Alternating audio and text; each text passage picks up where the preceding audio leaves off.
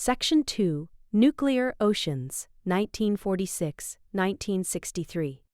If the early 20th century marked the beginning of systematic ocean exploration, the mid-20th century marked the beginning of a very different phase in humanity's relationship with the sea. It began with nuclear weapons.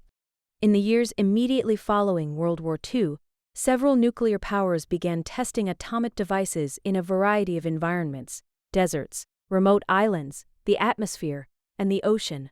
These tests were driven primarily by geopolitical competition during the early Cold War, but they also introduced new technological disturbances into marine environments that had previously experienced little direct human intervention. One of the earliest large-scale experiments took place at Bikini Atoll in the Marshall Islands. In 1946, the United States conducted Operation Crossroads, a series of nuclear detonations designed to study how atomic explosions affected naval vessels. The tests included both aerial and underwater detonations conducted near a fleet of decommissioned warships. The underwater detonation, known as Test Baker, produced a dramatic column of radioactive water that rose nearly a kilometer into the air before collapsing back into the lagoon. The explosion contaminated ships anchored nearby and dispersed radioactive debris throughout the surrounding waters. Cleanup efforts proved far more difficult than anticipated because radioactive material adhered to surfaces and sediments in complex ways. The test demonstrated something scientists had not fully anticipated.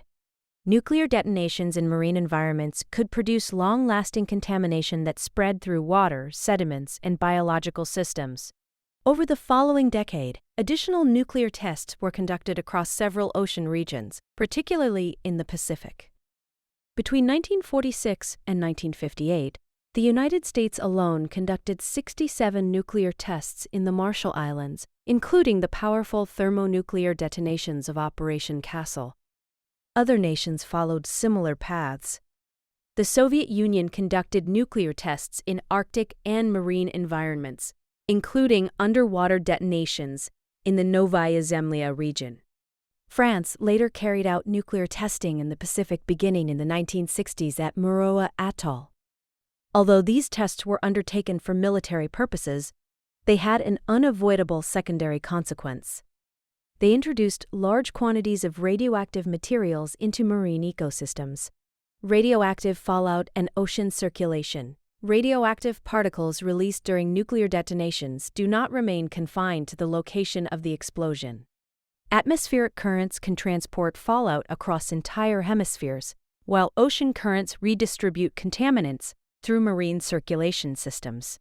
In the decades following the first nuclear tests, researchers detected radioactive isotopes, including cesium-137, strontium-90, and plutonium isotopes, in marine sediments and organisms far from the original test sites.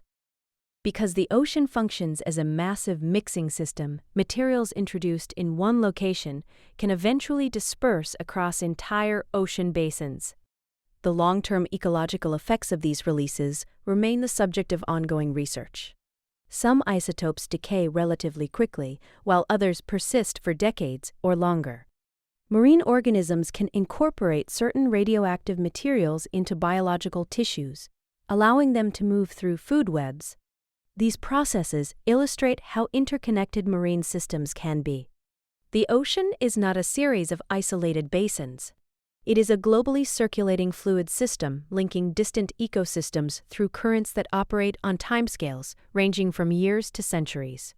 When contaminants enter this system, they rarely remain local. Did you enjoy this essay? Let me know below. Like and follow for more.